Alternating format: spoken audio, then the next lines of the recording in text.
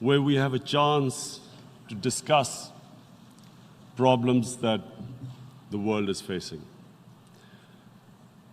I want to talk about a lot of problems, but just 4 today. And I especially came to this forum despite a difficult time in my country, facing challenges. I would not have come, but because I feel that there are some very urgent problems which the world must address. So first of all, I start with climate change. So many leaders have talked about climate change. But Mr. President, I feel that there is a lack of seriousness. Perhaps world leaders some of the leaders who can do a lot, do not realize the urgency of the situation. We have a lot of ideas, but as someone said, ideas without funding is mere hallucination. Pakistan, I'll give you start with my own country. Our country is amongst the top 10 nations in the world which are most affected by climate change. We depend upon our rivers. We are mainly an agricultural country. And 80% of the water in our rivers comes from our glaciers. The glaciers, not just on the Pakistani side, even India. The river, the 80% of the water in Ganges and the Indian rivers also comes from the glaciers, from the Himalayan glaciers, Karakoram, Hindu Kush. And these glaciers are melting at quite a rapid pace. We detected already 5,000 glacial lakes in our mountains.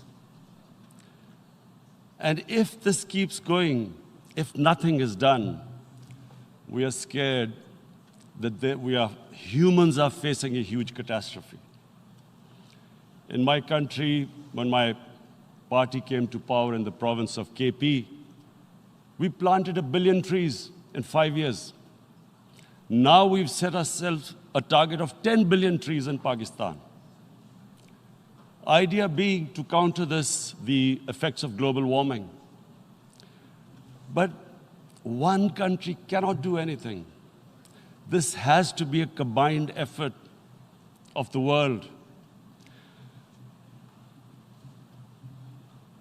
My optimism comes from the fact that humans, the Almighty has endowed humans with great powers. We can do anything, provided our survival instinct is stirred up. And this is really what I hope that the United Nations will take a lead in this. There must be more emphasis. Richer countries must be pushed. Countries that are responsible for, mainly are responsible for greenhouse gas emissions. They must be pushed because our country contributes minuscule amount to greenhouse gases. So I feel that the United Nations must take leadership in this. My second issue for me right now is even more critical. Mr. President, every year, billions of dollars leave the poorer countries and go towards rich countries. Billions of dollars siphoned off by the ruling elites of the developing world. And they find their way into Western bank accounts, offshore accounts, tax havens, expensive properties hidden behind companies bought in Western capitals. Mr. President, this is devastating the developing world. This is causing more poverty, deaths. It's impoverishing the developing world. The difference between rich and poor countries is growing because of this. Money laundering, which happens because money leaves the poorer countries into rich countries, is not treated the same as, for instance, money from drugs or terror financing. The seriousness which terror financing and money from drugs, the way it is treated, it's not the same. The way the poor countries are being plundered by their elites. It's not happening. In my country, when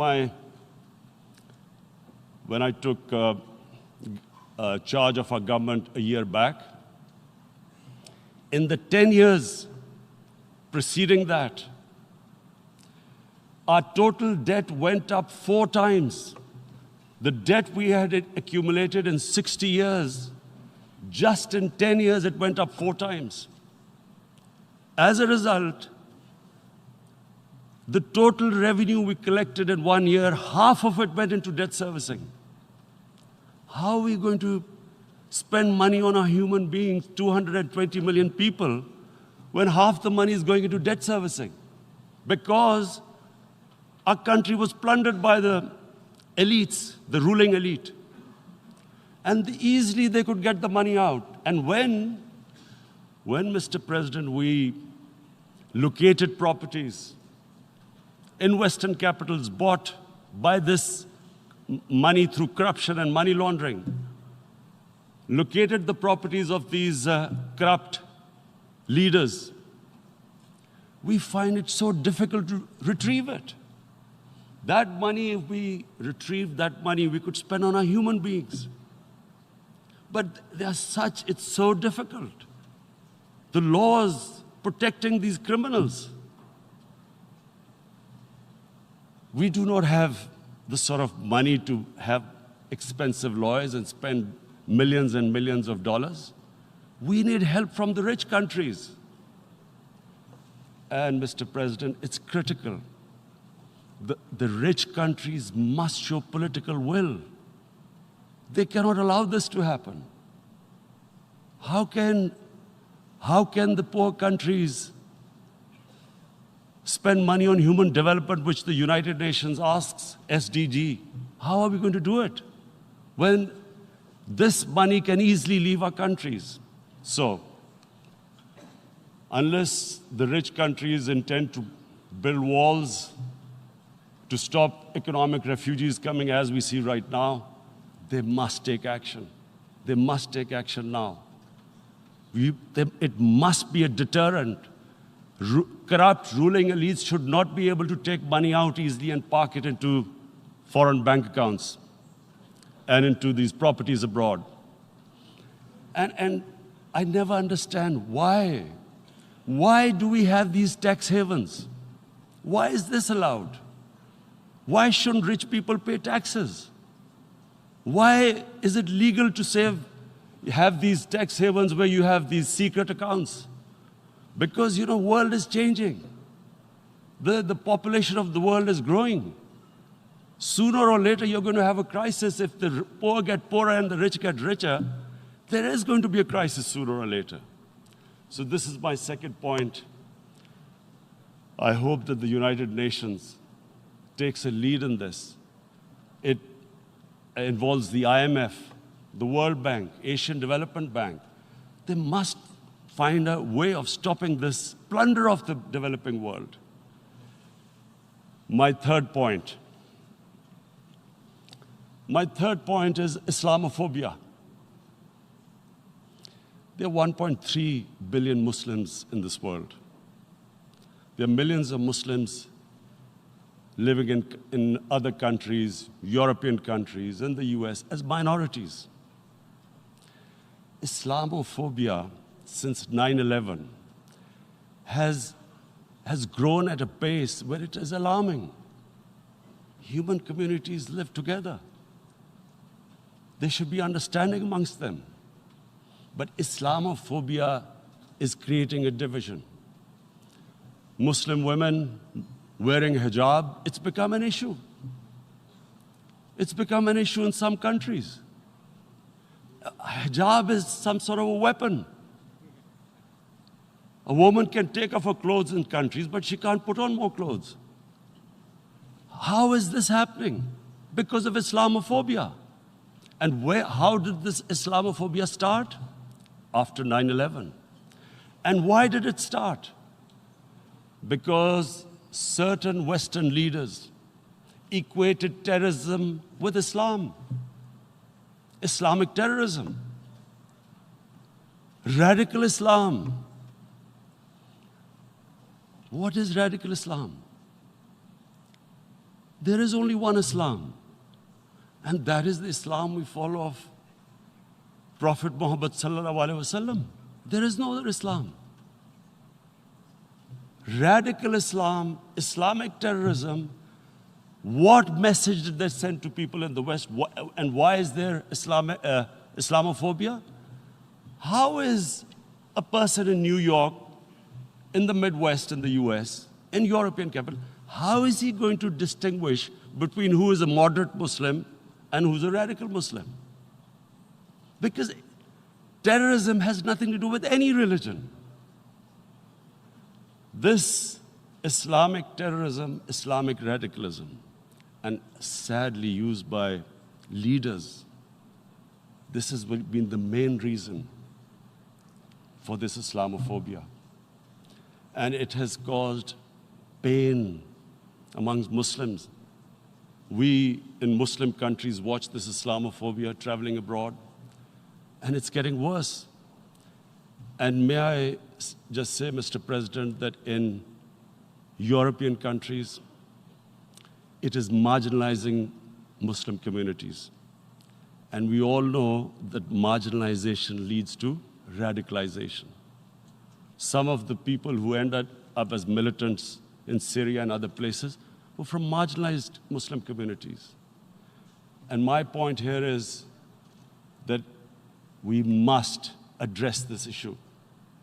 I'm sad to say that we Muslim leaders have not addressed this issue either. After 9/11, when this thing came about war against radical Islam, rather than Muslim leaders trying to explain to the West that there is no such thing as radical Islam, in all human communities, they are radicals. They're liberals and rest are moderate. All human communities, Christians, Jews, everyone has it. But Islam is not radical, neither Judaism, neither Christianity, neither Hinduism. No religion preaches radicalism. The basis of all religion is compassion and justice, which differentiates us from the animal kingdom. But unfortunately, the Muslim leadership was so scared of being called radical Islam that all of them became moderates. In Pakistan, we were in the eye of the storm, and our government coined a phrase called enlightened moderation. No one knows what it meant, but everyone started putting on Western suits that they were moderates, started speaking. Even those who didn't know English would speak English because they were moderates. No one had a clue what it was, because we, in the Muslim world, did not explain to the West that there is no such thing as radical Islam. One of the reasons why, after 9/11, Islam was supposed to be equated with terrorism was suicide attacks. Because the 9/11 bombers did a suicide attack, all sorts of theories came up that the Muslims are involved in suicide attacks because they will get virgin in heavens. Some came up with, what about women, suicide attackers? So this bizarre thing happened. No one explained. Suicide attacks and Islam were equated. No one did research that before 9/11, the majority of suicide attacks in the world were by Tamil Tigers, who were Hindus. No one blamed Hinduism, and quite rightly. What has Hinduism got to do with what desperate people were doing in Sri Lanka? We all know we've seen films about Japanese kamikaze pilots at the end of the Second World War doing suicide attacks. No one blamed the religion. But here we were trying to prove we were moderates and not explaining to the West. But the most important thing I wanted to say here today, in explaining this Islamophobia, Mr. President, and I feel it's very important because I've spent, because of, I played professional sport in England, I spent a lot of time there. So I know how the Western mind works and how West views religion. So where the misunderstanding about Islam came. And one of the reasons it caused Islamophobia. That was, in 1989, this book was published, maligning, insulting, ridiculing our Prophet Muhammad sallallahu alaihi wasallam. And there was a reaction in the Muslim world. The West couldn't understand what was the problem. Because in the West, because I have spent so much time in the West, religion is perceived completely differently. They don't look upon religion like we do. And so, Islam was supposed to be an intolerant religion. It was against freedom of expression. And Islam took a real beating 30 years ago. I still remember it became a watershed. And every 2 or 3 years, someone would malign our Prophet, peace be upon him. There would be a reaction by the Muslims. And again, it was Islam, an intolerant religion. Again, this time, I blame a certain section of the people in the West who deliberately provoked this, knowing the impact it would have. But the majority of the people in the West didn't understand. This is where, again, Muslim leadership let the Muslims down. We should have explained to them what our Prophet, peace be upon him, means to us. So in 1 minute, I'll try and explain what he means to us. Our Prophet was the witness to the divine book, the Holy Quran. The Holy Quran is the book of guidance for Muslims, and the Prophet's life was living the Quran. He was an example of what the Quran guided us to be. So he is the ideal we all try to get to. The Prophet created the state of Medina, the first state in Islam. That state was the basis of a Muslim civilization which became the predominant civilization for the next 700 years. And what was that state? I hear such strange things about Islam, that it is against women, it's against minorities. The first state of Islam in Medina, it was the first time a welfare state was set up. The state took responsibility of the weak, widows, orphans, poor people, handicapped. It taxed the rich, spent the money on the poor. The state announced that all human beings are children of Adam, hence equal, whatever the color of their skin. The state announced, the Prophet announced that, and slavery, the whole system depended on slavery as it did for many years in the Western societies. The Prophet said that one of the greatest deeds is to free a slave. But because the society depended on slavery, he said, but if you have to treat them as an equal member of the family. And as a result, something happened in a Muslim world which hasn't happened in any other civilization.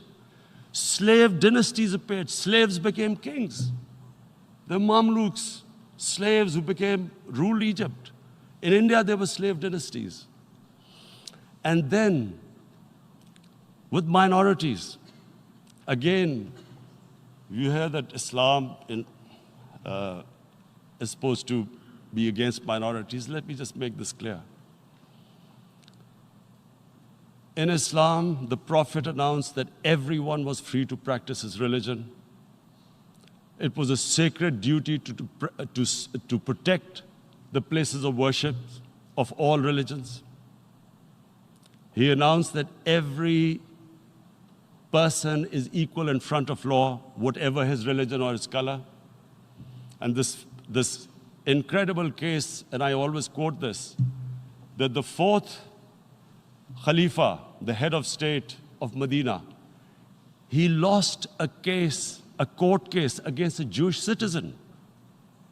So, number one, it showed there was a rule of law, no one was above law. And number two, that a Jewish citizen was an equal citizen. So, Mr. President, when a Muslim society is unjust to its minorities, it is going against the religion of Islam and our Prophet, peace be upon him. So, it is important to understand this. The Prophet lives in our hearts. When he's ridiculed, when he's insulted, it hurts. As we human beings understand one thing: the pain of the heart is far, far, far more hurtful than physical pain. And that's why the Muslims react.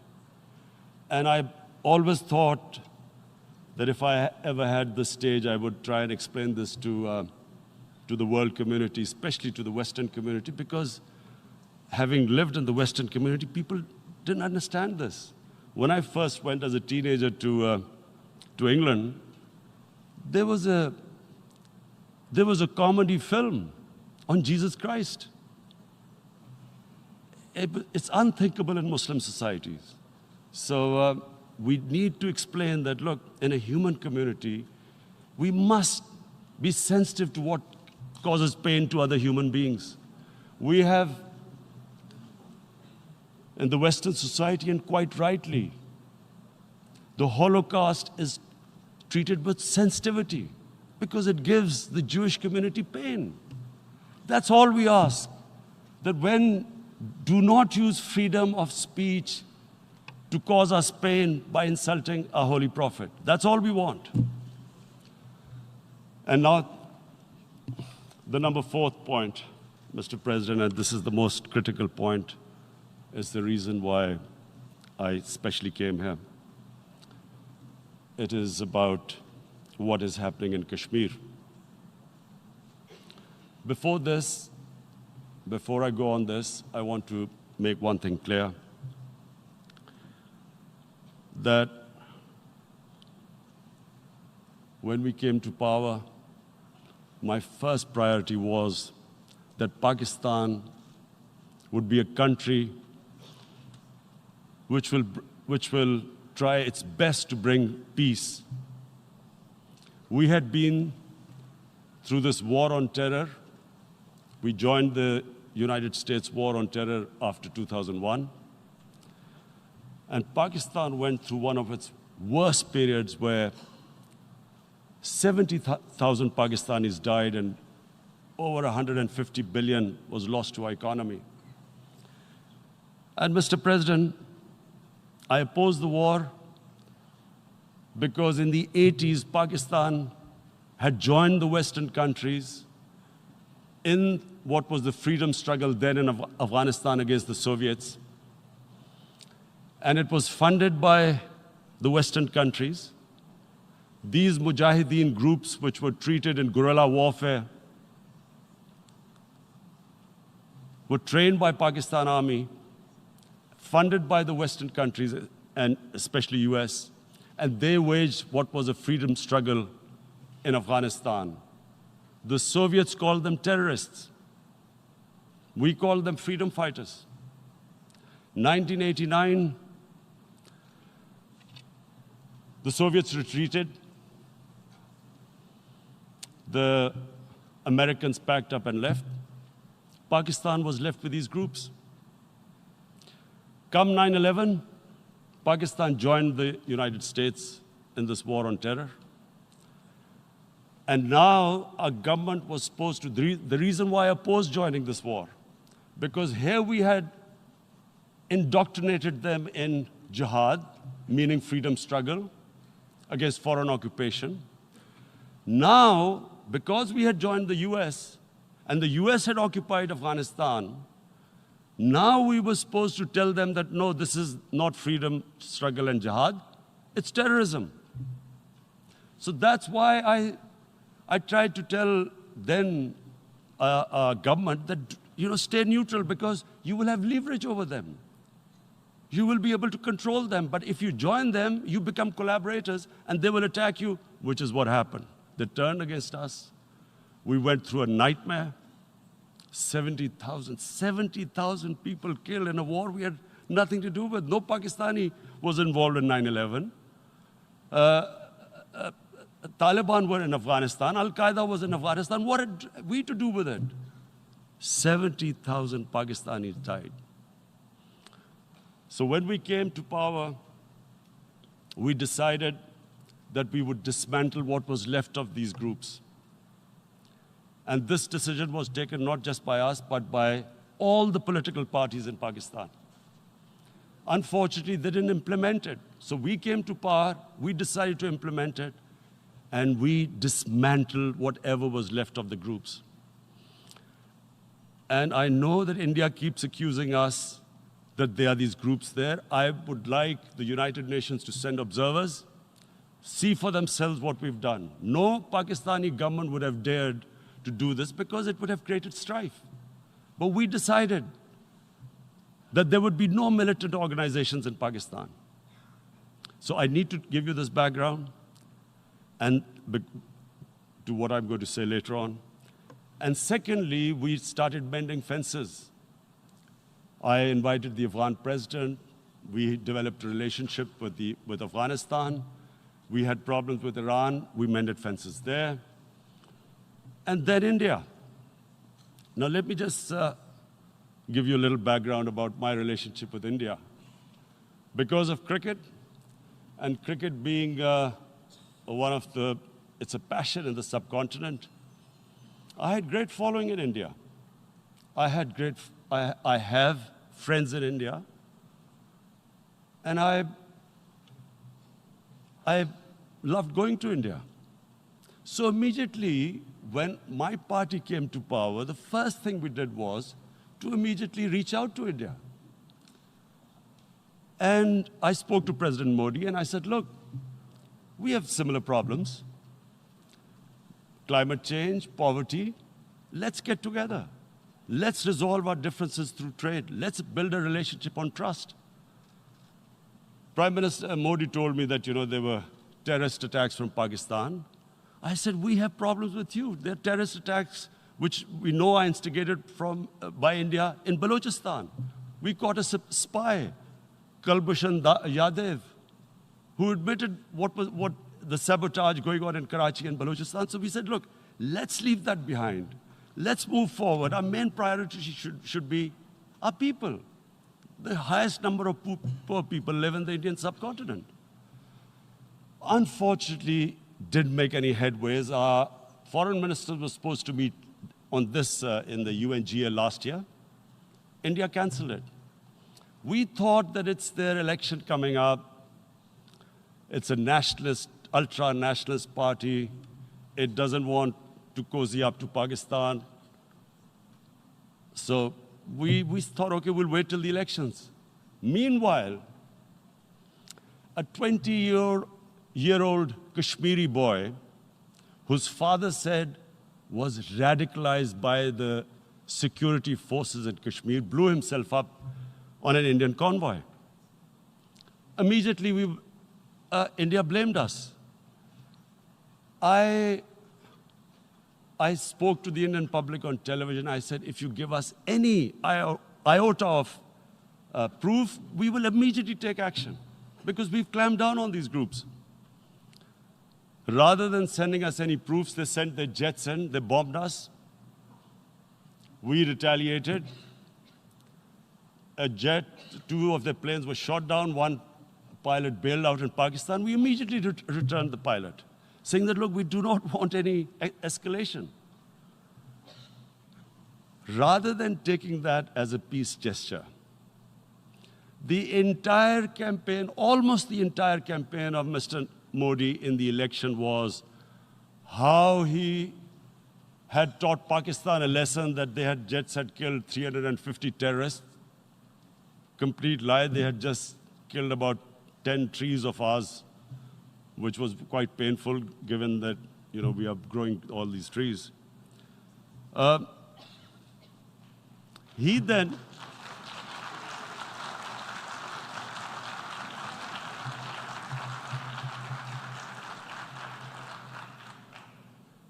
the election campaign, Mr. Modi used words like, this is just a trailer, the movie is about to start.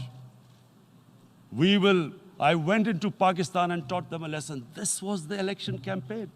Okay, so we thought, us politicians make all these statements to win elections. So, okay, after elections, we'll get back to our normal relationship.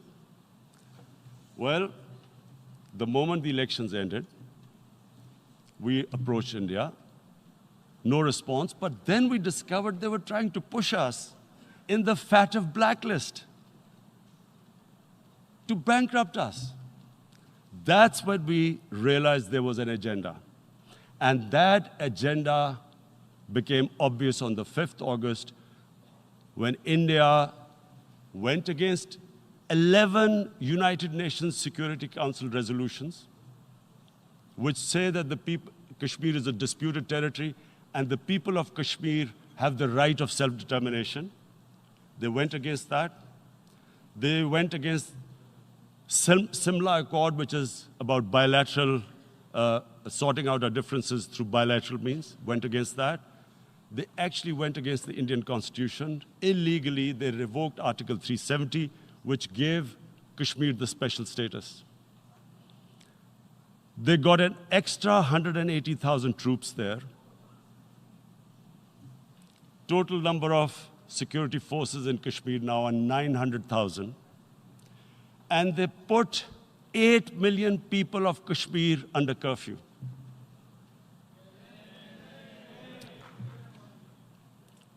Mr. President,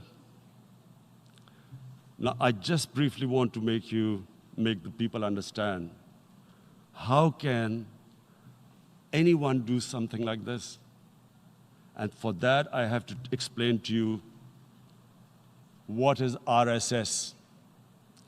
RSS, Mr. Narendra Modi is a life member of RSS. RSS was an organization that was inspired by Adolf Hitler and Mussolini, came about in 1925. They believed in racial purity, racial superiority. They also believed they were an Aryan race like the Nazi believed they were an Aryan race. All that I'm saying can be verified. This is the time of information revolution. You can Google all this, what I'm saying. But it is very important for me to explain this to you so you know what is happening in India. This RSS believed in the ethnic cleansing of Muslims from India. At one point, there was racial superiority of the Hindu race. Secondly, it was hatred for the Muslims and for the Christians, because they believed that this golden age of Hindu civilization was stopped because of Muslim rule centuries back and then the British rule of India. So it was racial superiority and hatred for Muslims and Christians. This is openly stated. You look at the founding fathers of RSS, Golwalkar and Savarkar. Just Google them and you'll find out. And this ideology of hate is what murdered the great Mahatma Gandhi in 1948. It was this ideology of hate that made Narendra Modi in 2002 do a pogrom against Muslims in Gujarat when he was the chief minister. He allowed 3 days for these RSS goons who were inspired by the Hitler brown shirts. They actually wear brown shirts. This RSS, the Congress Home Minister gave a statement that in RSS camps, terrorists are being trained.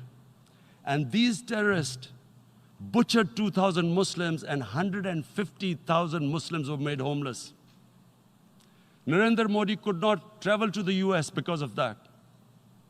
And I need to make you understand this background before I explain to you that what sort of a mindset would lay siege to 8 million people with 900,000 troops. Women, children, sick people, locked in as animals. In fact, of what I know of England, if 8 million animals were locked in, the RSPCA would have made a lot of noise about it. These are human beings.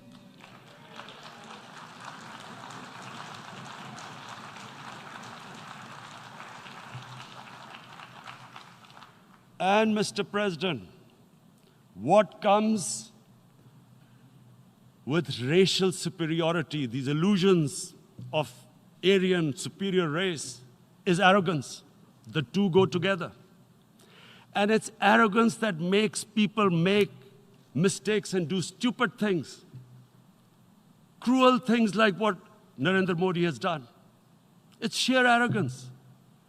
And it's arrogance that has blinded him from the fact that what is going to happen when the curfew is lifted? Has he thought about it? This hasn't been thought through. What is he going to do when he lifts the curfew? Does he think that people of Kashmir will quietly accept the status quo because India has changed the constitution and taken away the special status? They'll accept that? Mr. President, 100,000 Kashmiris have died in the past 30 years because they were denied the right given by the United Nations, the right for self-determination. 100,000 have died and 11,000 women have been raped. There are 2 human rights, United Nations human rights reports on this.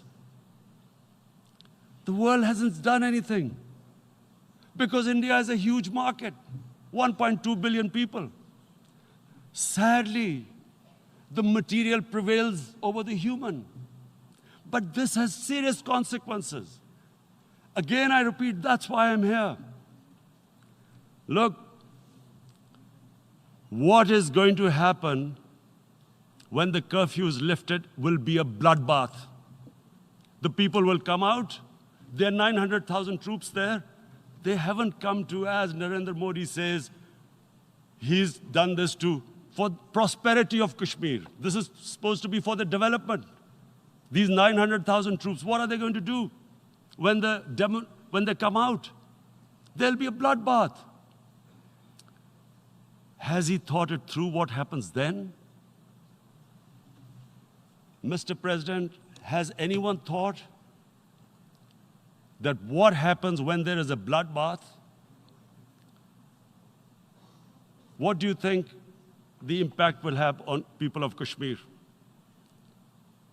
What do you think they will think? The way they have been boxed in their houses, treated like worse than animals, no rights. Thousands of all the political leadership has been arrested, taken out of Kashmir. Even those Kashmiri leaders who were pro-India have been taken out. 13,000 boys have been picked up and taken to God knows which destinations. So what do they think? What will the people of Kashmir do when they lift the curfew? They will be out in the streets. And what will these soldiers do? They will shoot them.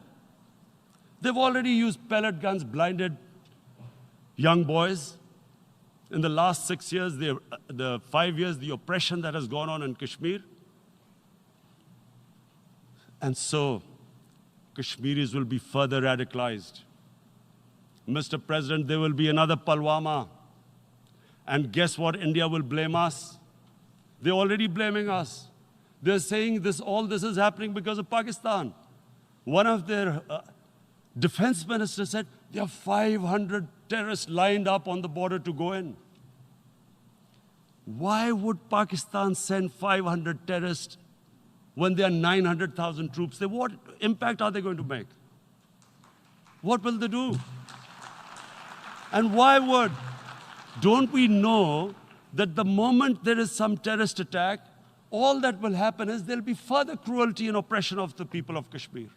We will just give the 900,000 troops to further crush the people of Kashmir.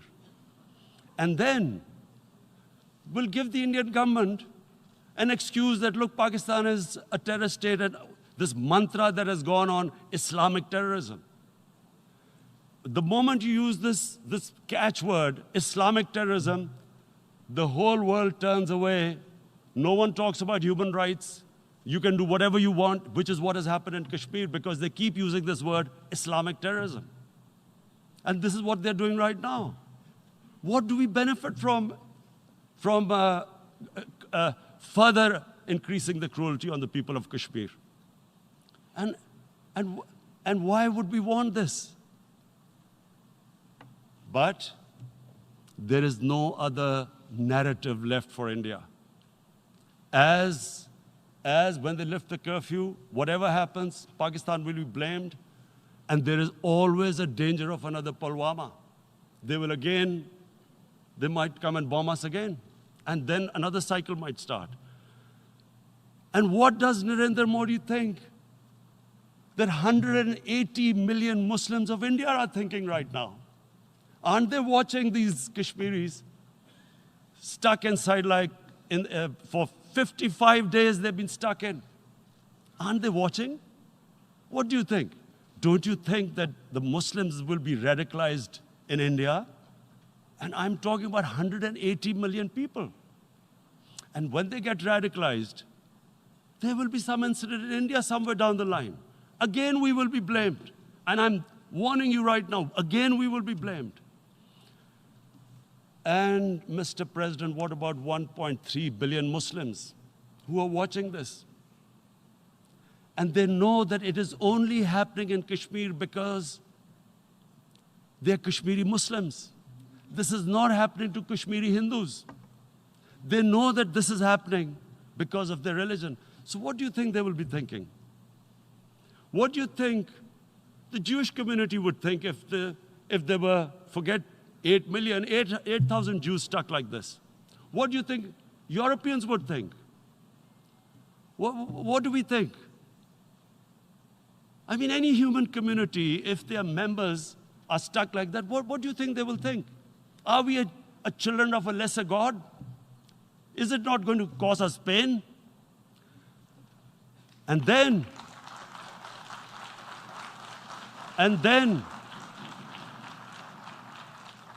I'll tell you what will happen.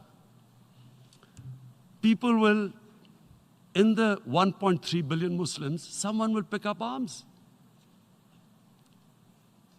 I know we've been brought up with films, Western films. This good, decent guy doesn't get justice. He decides to pick up a gun and start seeking justice. There was a film made in New York, famous film called Death Wish. This guy gets mugged by and his family, his wife gets killed or something. He can't get justice. He picks up a gun and he goes around shooting muggers. And the whole cinema cheers him on. So what do you think the Muslims are thinking right now?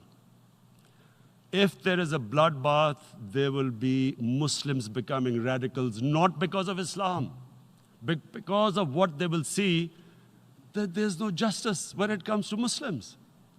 There were Rohingya Muslims, Myanmar, who are, God knows, almost 1 million people out, ethnic cleansing. What was the response of the world community? So what do you think will be the response of 1.3 billion Muslims? I picture myself. I'm in Kashmir. I've been locked up for 55 days. I have heard about, and there are rapes, Indian Army going into homes, soldiers. Would I want to live this humiliation? Would I want to live like that? I would pick up a gun. You're forcing people. You are forcing people into radicalization. When people lose the will to live, what is there to live for? And this is what, if you can do this to human beings, you are actually radicalizing people. And so, Mr. President,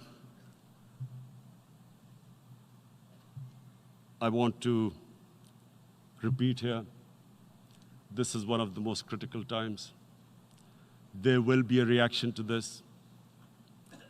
Pakistan will be blamed. Two nuclear-armed countries will come face to face like we came in February. And before we head in that direction, the United Nations has a responsibility. This is why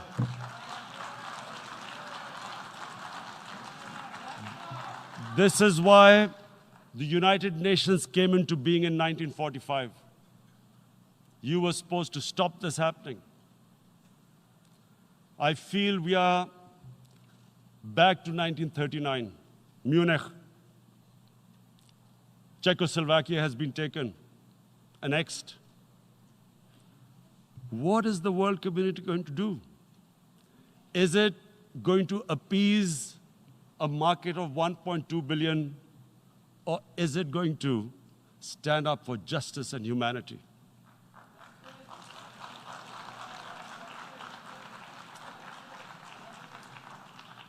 If this goes wrong, you hope for the best, but be prepared for the worst.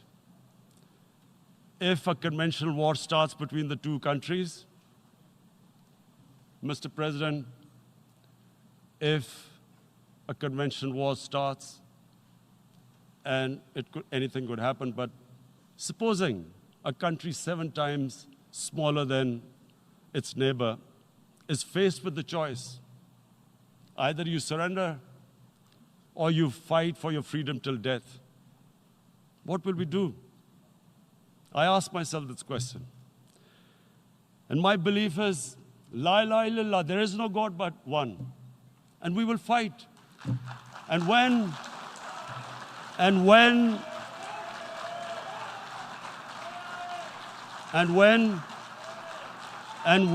a nuclear-armed country fights to the end, it will have consequences far beyond the borders. It will have consequences for the world, which is why I repeat I'm here. Because I'm warning you, it's not a threat. It's a fair worry that where are we headed? And I've come here to tell the UN, you've got to, this is a test for the United Nations. You are the one who guaranteed the people of Kashmir the right of self-determination. They are suffering because of that. And this is the time. This is the time not to appease like in 1939 appeasement took place. This is the time to take action. And number one action must be that India must lift this inhuman curfew, which has lasted for 55 days. It must free all political prisoners, and especially those 13,000 boys that have been picked up. Parents don't know where they've disappeared. And then the world community must give the people of Kashmir their right of self-determination. Thank you.